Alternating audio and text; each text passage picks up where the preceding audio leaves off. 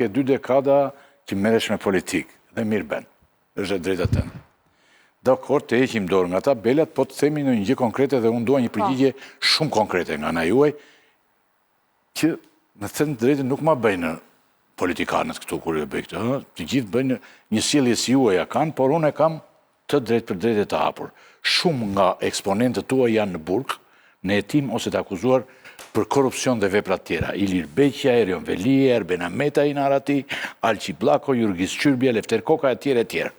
Pra kjo parti prodhon shumë njerëz të korruptuar apo të dyshuar për korrupsion. Çfarë ju thoni shqiptarëve ju për këtë? Mund të ma thuash? Shiko, bëtë mirë që i nominuat, se duke i nominuar i shoqëruar dhe me lëvizje të duarve, dhe pas që nuk shkua diri të gishtat e njërës dorë, por edhe sikur të kishit shkuar të gishtat e të dy duarve, prap se prap, kjo nuk mund të jetë shumë, dhe nuk e justifikon fare. Gishtat ministra, gishtat e dy duarve janë. Ato që ju po thua si një të vërtet. Ministra, gishtat e dy duarve janë. Nuk është e vërtet që është shumica dhe nuk është e vërtet dhe nuk mundet ju po t'jeni shumica fare pastaj është 2 apo 3 apo 10 të gjithë to të barazohen me Partinë Socialiste. Partia Socialiste tek e fundit e dini u zoti Raki. Nuk ka rënjë të thella, rënjët e tua, ku t'i kërkoj rënjët e tua parti. Është të paktën e 800.000 shqiptarëve, tani nuk mundet 4 vet, 40 vet, 400 po deshët ju. Nuk po të pyes për rënjët e thella të Partisë Socialiste, sepse i dim. Rënjët e thella të partisë tuaj ne i dim të gjithë. Tani ti ke zonjë, ke... Këtë përgjigje kam. A deshët një përgjigje nga unë? Kjo është përgjigje im. Kjo është përgjigje im. Ke kryetaren e Bashkisë Kjo është përgjigje im. Kryetaren e Bashkisë Kryeqytetit. Dhe secili nga ata ka një sfidë, ka një eksponentët më të rëndësishëm nuk e ka as me Partinë Socialiste, as me median, e ka përballë gjykatës me palën tjetër që është prokuroria. Kaq. Ja ku i ke. Ky është sistemi dhe kështu do duhet funksionoj. Me lej, ja ku. So politikanë dhe Ja. Shikoj. Por nuk kam asë problem fare për t'i parë, zoti Rakip. Dhe të duken pak të aty? Sepse secili nga ne ka figurën e vetë, ka përgjithësinë e vetë dhe integritetin. Nuk po të akuzon një e ty me t'je në regull.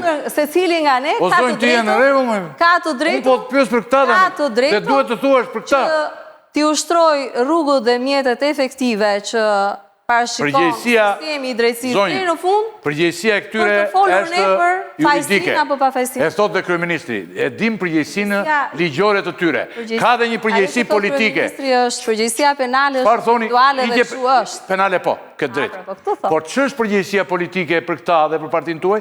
Përgjegjësia politike qëndron tek reflektimi që bëjmë ne kohë pas kohe për të bërë pjesë të Partisë Socialiste dhe të organeve të saj të pushtetit, figura dhe njerëz të rinj. Kaq.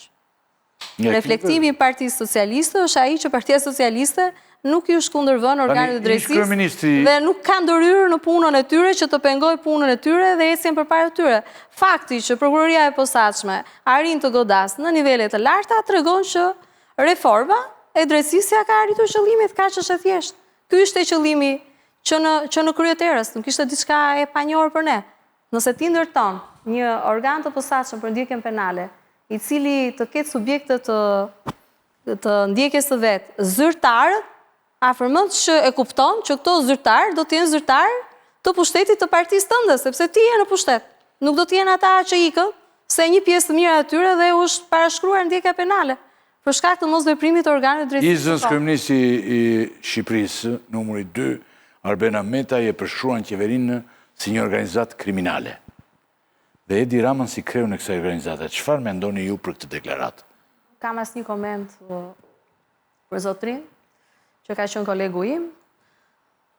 Nëse do flisja si ish profesioniste e të drejtës dhe profesioniste e të drejtës, po të isha prokurore, ftesa ime për të është që të gjithë të ballafaqim duhet ta bëjmë me organet e drejtësisë. Kjo si thot gjaskujt, publikut jo. Këtë mënyrë ka zgjedhur ai dhe unë jam dakord me ty. Po kushdo që ka zgjedhur. Unë për shembull më ndodh rëndom. Ose çdo mënyrë tjetër. Intervistat e ditë më pasqyroje të gjitha për arsye etike, por mënyra që ka zgjedhur ai është kjo. Dhe ju duhet i përgjigjeni kësaj mënyre. Jo, unë ju thash, secili nga këto... Dhe mua nuk pëlqen më kjo mënyrë. Secili nga këto... Do pse ai nuk vjen të përgjigjet atje. Por ai këtë mënyrë ka zgjedhur. Nuk ka një llogari me Partinë Socialiste, ka një llogari me drejtsinë dhe do duhet që të ballafaqohet atje për të drejtën që pretendon. Çfarë kuptimi ka domethënë? Pse duhet të japi një llogari Se duhet t'japi një llogari dhe çfarë vendimmarrje pretendojë të merret nga një parti politike. Nëse ka llogari. Cila parti politike në botë jep vendime fajësie pa fajësie? Jo, nuk jep vendime, po jep llogari për njerëzit që nëse një ajdut e bën zvendës kryeministër, një ajdut e bën kryetar bashkie, disa ajdut i bën ministra, nuk thot kjo është çështje drejtësisë. A nuk ju duken zgjedhjet në vetvete një proces llogaridhënie për parti politike? Kur ka zgjedhje. Ka zgjedhje njërë në 2 vjet. Jo, kur ka zgjedhje, ka zgjedhje njërë në 2 vjet. Në një vend ku nuk ka zgjedhje, ka mekanizmat të tjerë reagues që përshkruhen në rregulloren e Kuvendit të Shqipërisë, të cilët mund të ushtrohen dhe natyrisht. Kuptojmë, kështu ju ka pjell dhe pula dhe gjeli ju kështu në këtë planin e zgjedhjeve, po themi gjë tjetër. Ka mocione mosbesimi për qeverinë, ka për kryeministrin. Unë nuk i kam parë që të ushtrohen këto. Mocione ju s'pranoni më komisione. Ne kemi pranuar, jo. Mos ta ktheni aty sepse është e zauruar tema e komisioneve hetimore. Ne jemi vendi që kemi ngritur më shumë komisione hetimore se çdo vend tjetër që ka parlament si ne, të ngjashëm në funksionim si ne. Gjë tjetër që do me thënë nuk mund të kalohet, për mua kjo është papërgjegjshmëri, të kalosh që këta që unë ja kam quar shqiptarve për të qeverisur me vite, ne s'kemi më punë me këta kam punë me drejtësinë e nuk flasin. Njeriu që është në politik, mban qëndrime, reflekton mbi veten, thot kjo më ndodhi, këtu gabuam, këtu s'gabuam, pastaj dënimin po e jep drejtësia. Po nuk mundet të bësh me mecë, para ngjarjeve kaq traumatike.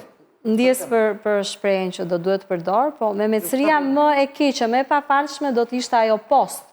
Ndërkohë që ne kemi folur më përpara për nevojën e ndëshkimit të zyrtarëve të lartë dhe të pushtetarëve. Dhe pasi ju kanë dëgjuar ju dhe kanë bërë ata. Dhe mbi këtë bazë ndërtuam një mekanizëm i cili po tregohet reagues dhe po tregohet efektiv.